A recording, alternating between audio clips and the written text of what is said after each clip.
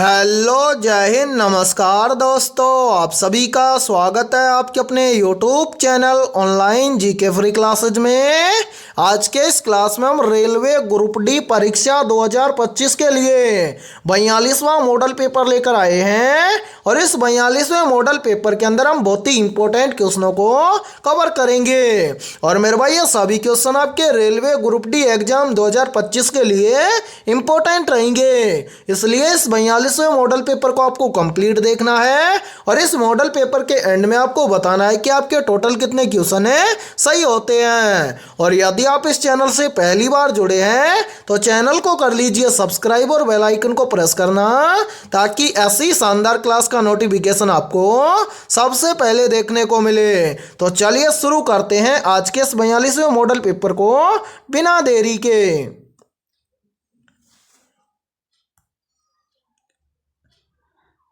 पहला प्रश्न है आप सभी के सामने, नीचे दिए गए प्रश्न में प्रश्न चिन्ह के स्थान पर आने वाली संबंधित संख्या को ज्ञात करें। यानी कि पहला प्रश्न आप सभी के सामने नंबर एनालॉजी से संबंधित प्रश्न दिया गया है और आपसे पूछा गया है कि इस प्रश्न चिन्ह के स्थान पर कौन सी संख्या आएगी। तो मेरे भाई एक काम कीजिए, जल्दी से इस क्लास को रोकिए और इस प्रश्न को अपने स्तर से सोल्व करके कॉमेंट सेक्शन के अंदर कमेंट करके बताइए कि इस प्रश्न चिन्ह के स्थान पर कौन सी संख्या आएगी। और आप सभी अभ्यर्थियों में से जिस भी अभ्यर्थी ने इस प्रश्न को सोल्व कर दिया, समझ लेना वो पहली बार के अंदर रेलवे ग्रुप डी एग्जाम को क्रैक कर जाएगा। तो मैं उम्मीद करता हूं कि आपने इस प्रश्न को जरूर सोल्व किया होगा। तो आइए देखते हैं कि आपका आंसर क्या आया है। तो मेरे भाई मैं आपको काफी बार बता चुका हूं कि नंबर एनालॉजी से संबंधित प्रश्न को हम एग्जाम में देखते ही फटाफट से कैसे सोल्व करेंगे। तो वो देखिए आपको जब भी एग्जाम के अंदर नंबर एनालॉजी से संबंधित प्रश्न दिया जाए तो आपको क्या करना है, सबसे पहले तो आपको यहां पर पता करना है कि 6 से यहां पर 18 कैसे बना है। यानी कि जिस प्रकार से 6 से 18 बना है सेम उसी प्रकार से हम यहां पर बताएंगे कि 18 से इस प्रश्न चिन्ह के स्थान पर कौन सी संख्या आएगी। तो यहां पर देखिए 90% स्टूडेंट यहां पर बोलेंगे कि सर यहां पर 6 से 18 बन जाएगा कैसे। यदि हम क्या करें, इस 6 का यदि हम क्या कर दें 3 के साथ में गुणा कर दें तो यहां पर बन जाएगा 6 तिये 18 और 18 यहां पर हमारे सामने दिया भी गया है। तो मेरे भाई यही सेम लॉजिक लगना चाहिए यहां पर। देखिए जिस प्रकार से हमने 6 का गुणा कर दिया 3 के साथ में तो यहां पर आ गया कितना 18। सेम लॉजिक लगाएंगे हम किसके अंदर, इस 18 के अंदर है। तो मेरे भाई इस 18 का भी हम क्या कर देंगे 3 के साथ में गुणा कर देंगे। तो 18 का गुणा 3 के साथ में कर देंगे तो यहां पर बन जाएगा 18 तिये 54। क्या किसी ऑप्शन के अंदर 54 दिया गया है? तो नहीं सर, किसी भी ऑप्शन के अंदर हमें 54 नहीं दिया गया है। यानी कि इस लॉजिक के आधार पर हम इस प्रश्न को सोल्व नहीं कर सकते हैं। अब ऐसी कंडीशन में हम एग्जाम में क्या करेंगे, तो वो देखिए मेरे भाई, यदि आप रोजाना हमारी इस क्लास को देखेंगे या फिर इस चैनल पर जितनी भी क्लासेज होंगी ग्रुप डी एग्जाम के लिए और आप उन सभी क्लासों को यदि एग्जाम तक देखते हो तो इस टाइप के प्रश्न को आप एग्जाम में देखते ही फटाफट से सोल्व कर दोगे। तो देखिए यदि इस टाइप के प्रश्न के अंदर एक लॉजिक काम ना करे तो आपको क्या करना है, दूसरा लॉजिक लगाना है। अब दूसरा लॉजिक आप कब लगाएंगे, जब आपको दूसरा लॉजिक आता होगा। तो मेरे भाई यहां पर देखिए इस प्रश्न को दूसरे लॉजिक के आधार पर किस प्रकार से सोल्व किया गया है। तो वो देखिए यहां पर देखिए मेरे भाई, यहां पर 6 से 18 बनाया गया है कैसे। तो सबसे पहले 6 से 18 बनाने के लिए क्या किया गया है, तो मेरे भाई इस 6 का किया गया है स्क्वायर। तो यहां पर ध्यान से देखिए, यदि हम 6 का स्क्वायर कर देंगे तो 6 का स्क्वायर कितना होता है, तो आप सभी को पता है कि 6 का स्क्वायर होता है 36। अब 36 से 18 बनाने के लिए क्या किया गया है, 36 की सभी संख्याओं को आपस में किया गया है गुणा। तो मेरे भाई यहां पर ध्यान से देखिए, यदि हम 36 की सभी संख्याओं को आपस में गुणा कर देंगे तो यहां पर देखिए बन जाएगा 6 तिये 18। और मेरे भाई यहां पर ध्यान से देखिए, आप सभी के सामने 18 दिया गया है। अब हम भी क्या काम करेंगे, यही सेम लॉजिक हम लगाएंगे इस 18 के अंदर है और इस 18 से इस प्रश्न चिन्ह की वैल्यू ज्ञात करेंगे। तो करेंगे क्या, सबसे पहले तो मेरे भाई इस 18 का हम करेंगे स्क्वायर। 18 के स्क्वायर कितना होता है, मैंने आपको पहले भी बताया था कि आप इस टाइप के प्रश्न को एग्जाम में तभी सोल्व कर पाओगे जब आपको 1 से 40 तक की संख्याओं के स्क्वायर और क्यूब याद होंगे। तो अब मेरे भाई यदि आपको रेलवे ग्रुप डी एग्जाम के अंदर सिलेक्शन लेना है तो इन सभी चीजों को आपको याद करना होगा। तो मैं उम्मीद करता हूं कि आपको 18 का स्क्वायर जरूर याद होगा। तो मेरे भाई ध्यान से देखिए, 18 का स्क्वायर होता है कितना? तो मेरे भाई 18 का स्क्वायर होता है 324। अब जिस प्रकार से हमने 36 की सभी संख्याओं को आपस में गुणा किया था, उसी प्रकार से 324 की सभी संख्याओं को हम आपस में गुणा कर देंगे। तो यहां पर देखिए मेरे भाई, यहां पर 324 की तीनों संख्याओं को आपस में गुणा कर देंगे तो यहां पर कितना बन जाएगा? तो ध्यान से देखिए, 3 दूना हो जाएगा 6 और 6 चौका हो जाएगा 24। यानी कि इस प्रश्न चिन्ह के स्थान पर संख्या भरी जाएगी 24। अब हमें देखना है कि संख्या 24 किसी ऑप्शन में है। तो आंसर है संख्या 24 हमें दी गई है ऑप्शन डी के अंदर है। तो पहले प्रश्न के अंदर ऑप्शन डी हो जाएगा सभी का करेक्ट आंसर है। तो उम्मीद करता हूं कि पहला प्रश्न आपको अच्छे से क्लियर हो गया होगा। और जब भी इस टाइप का प्रश्न आपको एग्जाम में दिया जाएगा तो फटाफट से सोल्व कर लेंगे। और मेरे भाई देखिए, इस प्रश्न को थोड़ा सा समझाने में टाइम लगा है, लेकिन अब इस टाइप का प्रश्न आपको यदि एग्जाम में दिया जाएगा तो आप फटाफट से सोल्व कर लेंगे। ठीक है, तो चलिए फिर अगला प्रश्न देखते हैं।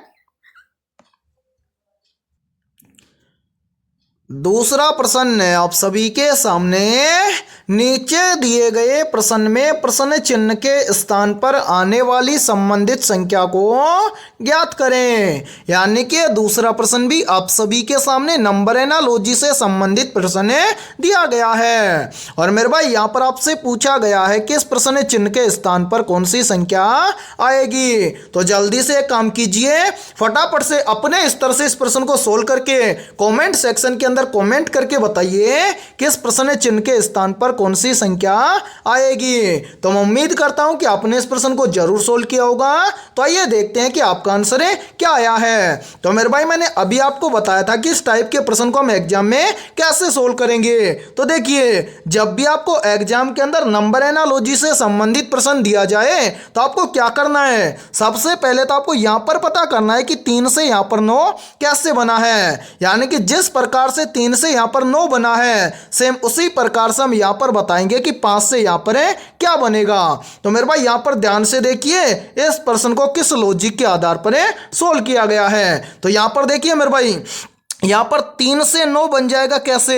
तो देखिए, यदि हम क्या करें, इस 3 का गुणा कर दे 3 के साथ में, तो यहां पर बन जाएगा 3 तिये 9। और यहां पर ध्यान से देखिए, 9 आप सभी के सामने दिया गया है। अब इसी प्रकार से हम क्या करेंगे, यही सेम लॉजिक लगाएंगे इस 5 के अंदर और 5 से इस प्रश्न चिन्ह की वैल्यू ज्ञात करेंगे। तो करेंगे क्या, जिस प्रकार से यहां पर 3 का गुणा 3 के साथ में किया है और यहां पर कितना बना है 9, सेम इसी प्रकार से हम क्या करेंगे, इस 5 का गुणा भी कर देंगे 3 के साथ में। तो मेरे भाई 5 का गुणा 3 के साथ में करेंगे तो यहां पर बन जाएगा 5 तिये 15। यानी कि इस प्रश्न चिन्ह के स्थान पर संख्या भरी जाएगी 15। अब हमें देखना है कि 15 किसी ऑप्शन में है। तो आंसर 15 में दिया गया है ऑप्शन बी के अंदर है। तो दूसरे प्रश्न के अंदर ऑप्शन बी हो जाएगा सभी का करेक्ट आंसर है। तो उम्मीद करता हूं कि दूसरा प्रश्न भी आप सभी को अच्छे से क्लियर हो गया होगा। और जब भी इस टाइप का प्रश्न आपको एग्जाम में दिया जाएगा तो फटाफट से सोल्व कर लेंगे। और मेरे भाई यहाँ पर देखिए, यदि ये क्लास आपको पसंद आ रही है तो जल्दी से एक बार इस क्लास को लाइक कर दीजिए। और यदि आप इस चैनल से पहली बार जुड़े हैं तो चैनल को कर लीजिए सब्सक्राइब और बेल आइकन को प्रेस करना, ताकि ऐसी शानदार क्लास का नोटिफिकेशन आपको सबसे पहले देखने को मिले। ठीक है, तो चलिए फिर अगला प्रश्न देखते हैं। तीसरा प्रश्न है आप सभी के सामने। यदि 2 सितंबर 2011 को शुक्रवार है तो 21 सितंबर 2011 को कौन सा वार होगा? मेरे भाई ये तीसरा प्रश्न आप सभी के सामने कैलेंडर से संबंधित प्रश्न दिया गया है। तो मेरे भाई कैलेंडर से संबंधित प्रश्न को आप एग्जाम में देखते ही मात्र 2 से 3 सेकंड में कैसे सोल्व करेंगे, तो वो देखिए आपको जब भी एग्जाम के अंदर कैलेंडर से संबंधित संबंधित प्रश्न दिया जाए तो आपको क्या करना है, सबसे पहले तो आपको प्रश्न को ध्यान से पढ़ना है और ये पता लगाना है कि प्रश्न में आपसे क्या पूछा गया है। तो मेरे भाई यहाँ पर ध्यान से देखिए प्रश्न में बोला गया है कि यदि 2 सितंबर 2011 को शुक्रवार है तो 21 सितंबर 2011 को कौन सा वार होगा। तो इस टाइप के प्रश्न को आप एग्जाम में मात्र 2 से 3 सेकंड में सोल्व करेंगे। कैसे, तो वो देखिए यहाँ पर देखिए मेरे भाई, सबसे पहले हम क्या करते हैं, एक बार इन सभी को यहाँ से हटा देते हैं ताकि आपको समझने में कोई भी प्रॉब्लम ना आए। तो मेरे भाई यहाँ पर देखिए ध्यान से, देखिए यहाँ पर हमें स्पष्ट बोला गया है कि 2 सितंबर 2011 को वार है कौन सा, शुक्रवार, और हमसे पूछा गया है कि 21 सितंबर 2011 को कौन सा वार होगा। तो ज़्यादा में कुछ नहीं करना, हमें क्या करना है, इस 21 में से इस 2 को क्या करना है, घटा देना है। तो मेरे भाई यहाँ पर ध्यान से देखिए, यदि हम 21 में से 2 को घटा देंगे तो यहाँ पर कितना बचेगा, तो 21 में से 2 को घटा देंगे तो यहाँ पर बच जाएगा 19। अब हमें क्या करना है, जो यहाँ पर ये 19 आया है इस 19 के अंदर हमें भाग दे देना है कितने का, 7 का। तो मेरे भाई यहाँ पर देखिए 19 के अंदर भाग देंगे 7 का, क्यों, तो यहाँ पर देखिए कुछ स्टूडेंट ऐसे होंगे जो यहाँ पर पूछेंगे कि सर हमें यहाँ तक तो पता चल गया कि 21 में से यहाँ पर हमने 2 को घटा दिया तो आ गया 19, लेकिन हम 19 के अंदर 7 का भाग क्यों देंगे, क्योंकि मेरे भाई सप्ताह के अंदर दिनों की संख्या कितनी होती है, 7 होती है, या फिर हम बोल सकते हैं कि सप्ताह के अंदर वार कितने होते हैं, 7 होते हैं, इसलिए हमें क्या करना है, भाग देना है 7 का, किसके अंदर, 19 के अंदर है। तो यहाँ पर देखिए, यहाँ पर यह चला जाएगा 7 दूना के 14, तो मेरे भाई 19 में से 14 को घटा देंगे तो यहाँ पर बच जाएगा कितना, 5। अब आपको करना क्या है, यहाँ पर जो शेष बच जाए इस शेष पर ध्यान देना है, ठीक है। करना क्या है, हमें देखिए 2 सितंबर को वार दिया गया है शुक्रवार, हमें ज्यादा कुछ नहीं करना, इस शुक्रवार के अंदर क्या करना है, 5 को ऐड करना है या फिर 5 दिन जोड़ना है। अब यहां पर देखिए थोड़ा सा समझना है आपको, देखिए यहां पर आपको क्या किया गया है, 2 सितंबर 2011 को वार दिया गया है शुक्रवार, और 21 सितंबर 2011 को कौन सा वार होगा ये आपसे पूछा गया है, यानी कि हमें क्या करना है, 2 से आगे चलना है। तो हम क्या करेंगे, 2 से आगे चलेंगे तो जोड़ेंगे, यदि आपसे पीछे पूछता तो हमें क्या करना है, शुक्रवार में से घटा देना है, लेकिन हमसे पूछा गया है कि 21 सितंबर को कौन सा वार होगा। तो मेरे भाई यहां पर हमें क्या करना है, जो 2 सितंबर को वार दिया गया है शुक्रवार, इस शुक्रवार के अंदर हमें क्या करना है, 5 को ऐड करना है, यानी कि यहां पर शेष जो आ जाए उसको जोड़ना है दिए हुए वार के अंदर। तो देखिए शुक्रवार दिया हुआ है, जोड़ना कितना है, 5, तो यहां पर देखिए 1 2 3 4 5, किसके अंदर जोड़ना है, शुक्रवार के अंदर। तो देखिए मेरे भाई, शुक्रवार के बाद में क्या आएगा, शनिवार, शनिवार के बाद में क्या आएगा, रविवार, रविवार के बाद में क्या आएगा, सोमवार, सोमवार के बाद में क्या आएगा, मंगलवार, मंगलवार के बाद में क्या आएगा, बुधवार। यानी कि यदि 2 सितंबर 2011 को शुक्रवार है तो 21 सितंबर 2011 को वार होगा बुधवार। अब मेरे भाई आपको ध्यान से देखना है कि बुधवार किस ऑप्शन के अंदर दिया गया है, तो ध्यान से देखिए बुधवार हमें दिया गया है ऑप्शन सी के अंदर है, तो तीसरे प्रश्न के अंदर ऑप्शन सी हो जाएगा सभी का करेक्ट आंसर है। तो उम्मीद करता हूं कि तीसरा प्रश्न भी आपको अच्छे से क्लियर हो गया होगा। और देखिए इस टाइप के प्रश्न को थोड़ा सा समझाने में टाइम लगा है, लेकिन अब इस टाइप का प्रश्न यदि आपको एग्जाम में दिया जाएगा तो आप फटाफट से सोल्व कर लेंगे, ठीक है।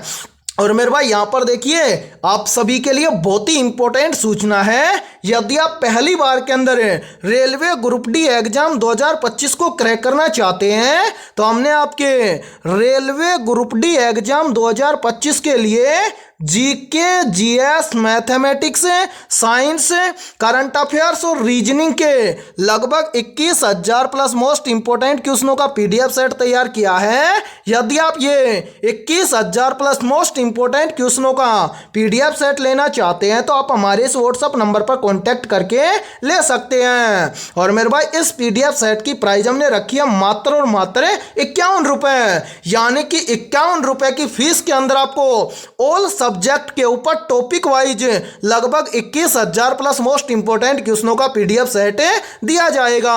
और मैं आप सभी को यह गारंटी देता हूं, यदि आप रेलवे ग्रुप डी एग्जाम 2025 से पहले यदि आप इन 21,000 प्लस क्वेश्चनों को अच्छे से तैयार कर लेते हो तो आप पहली बार के अंदर रेलवे ग्रुप डी एग्जाम 2025 को क्रैक कर जाओगे। तो मेरे भाई जल्दी से जाइए और इस व्हाट्सएप नंबर पर आप कांटेक्ट करके इस पीडीएफ सेट को ले लीजिए और एग्जाम से पहले अपनी तैयारी को मजबूत बना लीजिए। ठीक है, तो चलिए फिर अगला प्रश्न देखते हैं। चौथा प्रश्न है आप सभी के सामने, यदि 5 जुलाई 2010 को सोमवार है तो 27 जुलाई 2010 को कौन सा दिन होगा। यानी कि चौथा प्रश्न भी आप सभी के सामने कैलेंडर से संबंधित प्रश्न दिया गया है और आपसे पूछा गया है कि 27 जुलाई 2010 को कौन सा दिन होगा। तो मेरे भाई इस टाइप के प्रश्न को आप एग्जाम में देखते ही मात्र 2 से 3 सेकंड में कैसे सोल्व करेंगे, तो वो देखिए जिस प्रकार से हमने तीसरे प्रश्न को सोल्व किया है सेम उसी प्रकार से इस चौथे प्रश्न को सोल्व करेंगे क्या। सबसे पहले तो आपको क्या करना है, बड़ी तारीख में से छोटी तारीख को घटा देना है। तो मेरे भाई यहां पर देखिए बड़ी तारीख दी गई है 27 जुलाई और छोटी तारीख है 5 जुलाई। तो हमें करना क्या है, सबसे पहले तो 27 में से घटा देना है 5 को। तो 27 में से 5 को घटा देंगे तो कितना बचेगा, यहां पर बच जाएगा 22। अब हमें क्या करना है, इस 22 के अंदर भाग दे देना है 7 का। तो मेरे भाई यहां पर ध्यान से देखिए 27 सॉरी मेरे भाई यानी कि 22 के अंदर हम क्या कर देंगे, भाग दे देंगे 7 का। तो 7 का भाग 22 में देंगे तो ये चला जाएगा 7 तिये 21, यानी कि 22 में से 21 को घटा देंगे तो यहां पर बच जाएगा 1। शेष कितना बच गया, शेष बच गया 1। अब इस 1 को हम क्या कर देंगे, सोमवार के अंदर ऐड कर देंगे। तो यहां पर देखिए यदि हम सोमवार के अंदर 1 को ऐड कर देंगे तो सोमवार के बाद में क्या आता है, मंगलवार आता है। तो मेरे भाई यदि 5 जुलाई 2010 को सोमवार है तो 27 जुलाई 2010 को दिन होगा कौन सा, मंगलवार। अब हमें देखना है कि मंगलवार किसी ऑप्शन में दिया गया है, तो आंसर है मंगलवार हमें दिया गया है ऑप्शन बी के अंदर है। तो चौथे प्रश्न के अंदर ऑप्शन बी हो जाएगा सभी का करेक्ट आंसर है। तो उम्मीद करता हूं कि चौथा प्रश्न भी आपको अच्छे से क्लियर हो गया होगा। और जब भी आपको एग्जाम के अंदर कैलेंडर से संबंधित प्रश्न दिया जाएगा तो आप फटाफट से सोल्व कर लेंगे। ठीक है, तो चलिए फिर अगला प्रश्न देखते हैं। 5वां प्रश्न है आप सभी के सामने, यदि घड़ी में वास्तविक समय 9:27 है तो दर्पण प्रतिबिंब में क्या समय होगा। यानी कि 5वां प्रश्न आप सभी के सामने मिरर इमेज से संबंधित प्रश्न दिया गया है। तो मेरे भाई मिरर इमेज से संबंधित प्रश्न को आप एग्जाम में देखते ही मात्र 2 से 3 सेकंड में फटाफट से सोल्व कैसे करेंगे, तो वो देखिए मेरे भाई इस टाइप के प्रश्न को एग्जाम में सोल्व करने के लिए एक बहुत ही शानदार ट्रिक है। और यदि यह ट्रिक आपको याद है तो आप इस टाइप के प्रश्न को एग्जाम में देखते ही फटाफट से सोल्व कर लोगे। कैसे, तो वो देखिए यहां पर देखिए मेरे भाई आपको करना क्या है, एक ट्रिक याद रखनी है। क्या, तो यहां पर देखिए मेरे भाई एक ट्रिक है, क्या यहां पर है 11:60। यानी कि आपको करना क्या है, जो समय आपको वास्तविक दिया गया है या वास्तविक समय दिया गया है और दर्पण प्रतिबिंब में क्या समय हो रहा है, तो आपको करना क्या है, यदि दर्पण प्रतिबिंब में क्या समय हो रहा है ये आपको ज्ञात करना है। तो यहां पर आपको वास्तविक समय को क्या करना है, 11:60 में से घटा देना है। ये ट्रिक आपको याद रखनी है। तो मेरे भाई यहां पर ध्यान से देखिए हमें वास्तविक समय तो दिया गया है 9:27 और पूछा गया है कि दर्पण प्रतिबिंब में क्या समय होगा। तो करेंगे क्या मेरे भाई, दर्पण प्रतिबिंब में क्या समय हो रहा है ये ज्ञात करने के लिए 11:60 में से वास्तविक समय को घटा देंगे। वास्तविक समय है 9:27। तो 11:60 में से क्या कर देंगे, 9:27 को घटा देंगे। तो मेरे भाई यहां पर ध्यान से देखिए यदि हम 60 में से 27 को घटा देंगे तो यहां पर बच जाएगा 33 और मेरे भाई यहाँ पर देखिए, यदि हम 11 में से 9 को घटा देंगे तो यहाँ पर बच जाएगा 2। यानी कि यदि किसी घड़ी में वास्तविक समय 9:27 है तो दर्पण प्रतिबिंब में समय होगा 2:33। अब हमें देखना है कि 2:33 किसी ऑप्शन में दिया गया है, तो हाँ सर 2:33 में दिया गया है ऑप्शन बी के अंदर है, तो पांचवें प्रश्न के अंदर ऑप्शन बी हो जाएगा सभी का करेक्ट आंसर है। तो उम्मीद करता हूं कि पांचवा प्रश्न भी आपको अच्छे से क्लियर हो गया होगा, और जब भी इस टाइप का प्रश्न आपको एग्जाम में दिया जाएगा तो फटाफट से सोल्व कर लेंगे, ठीक है। तो चलिए फिर अगला प्रश्न देखते हैं। छठा प्रश्न है आप सभी के सामने, आर्य समाज के लोग भारत में सबसे पहले किस नदी के किनारे बसे थे? ऑप्शन ए है गंगा नदी के किनारे, ऑप्शन बी है सिंधु नदी के किनारे, ऑप्शन सी है यमुना नदी के किनारे, और ऑप्शन डी है नर्मदा नदी के किनारे।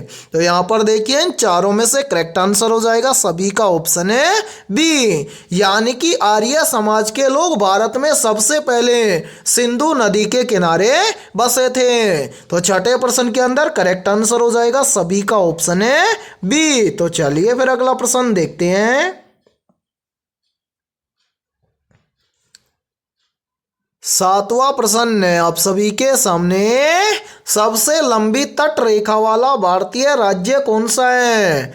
ऑप्शन ए है केरल, ऑप्शन बी है महाराष्ट्र, ऑप्शन सी है गुजरात, और ऑप्शन डी है तमिलनाडु। तो यहाँ पर देखिए इन चारों में से करेक्ट आंसर हो जाएगा सभी का ऑप्शन है सी, यानी कि सबसे लंबी तट रेखा वाला भारतीय राज्य है गुजरात। तो सातवें प्रश्न के अंदर करेक्ट आंसर हो जाएगा सभी का ऑप्शन है सी। तो चलिए फिर अगला प्रश्न देखते हैं।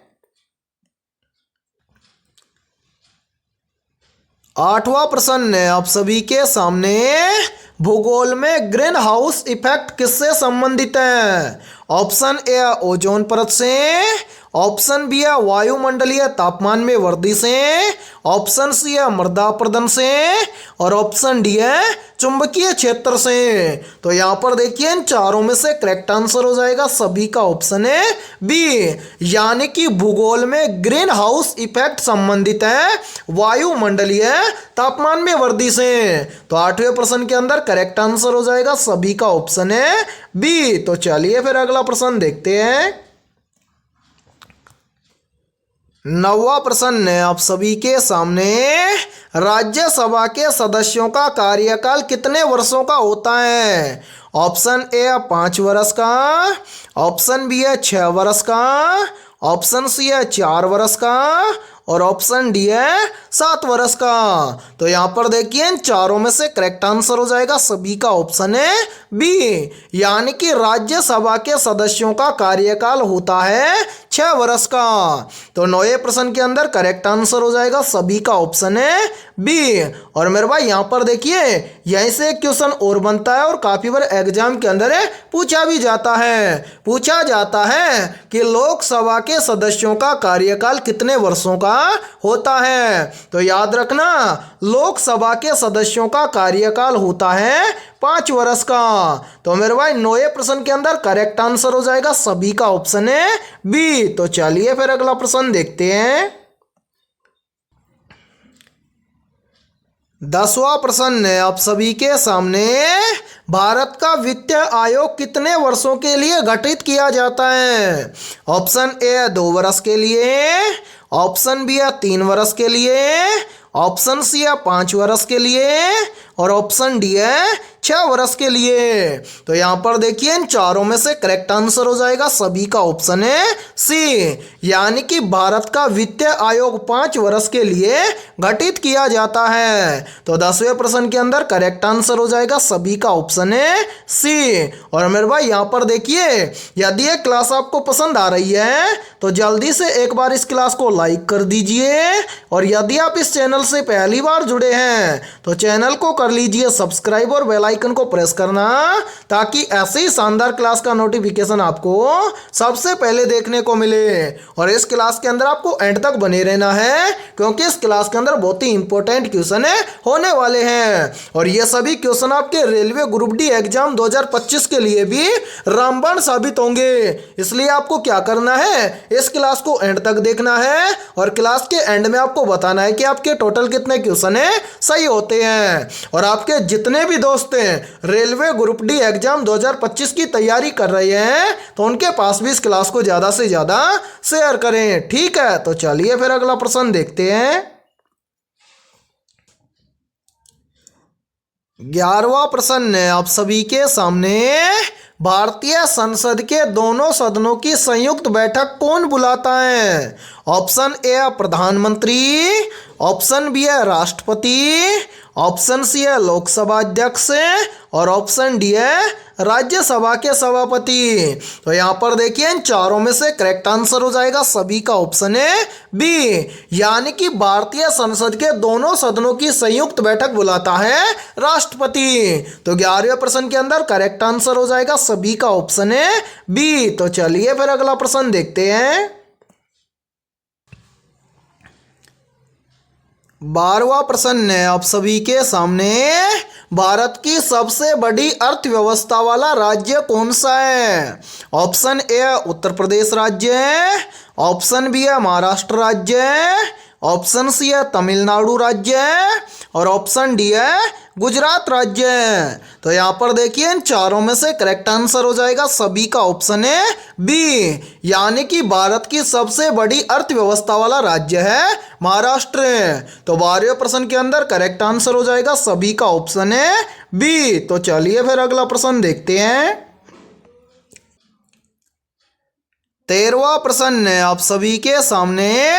दूध में कौन सा प्रमुख कार्बोहाइड्रेट पाया जाता है? तो यहाँ पर देखिए इन चारों में से करेक्ट आंसर हो जाएगा सभी का ऑप्शन है सी, यानी कि दूध में प्रमुख कार्बोहाइड्रेट पाया जाता है लैक्टोज।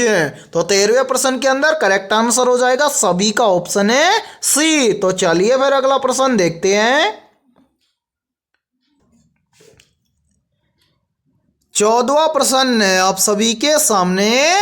किसने भारत में पहली बार रेल सेवा शुरू की थी? मोस्ट इंपोर्टेंट प्रश्न है ये, तो जल्दी से बताइए इन चारों में से करेक्ट आंसर क्या होगा। आपसे पूछा गया है कि किसने भारत में पहली बार रेल सेवा शुरू की थी। तो यहां पर देखिए इन चारों में से करेक्ट आंसर हो जाएगा सभी का ऑप्शन है ए, यानी कि भारत में पहली बार रेल सेवा शुरू की थी लॉर्ड डलहौजी ने। तो 14वें प्रश्न के अंदर करेक्ट आंसर हो जाएगा सभी का ऑप्शन है ए। और मेरे भाई यहाँ पर देखिए आप सभी के लिए बहुत ही इंपॉर्टेंट सूचना है। यदि आप पहली बार के अंदर रेलवे ग्रुप डी एग्जाम 2025 को क्रैक करना चाहते हैं, तो हमने आपके रेलवे ग्रुप डी एग्जाम 2025 के लिए ऑल सब्जेक्ट के ऊपर टॉपिक वाइज लगभग 21,000 प्लस मोस्ट इंपॉर्टेंट क्वेश्चनों का पीडीएफ सेट तैयार किया है।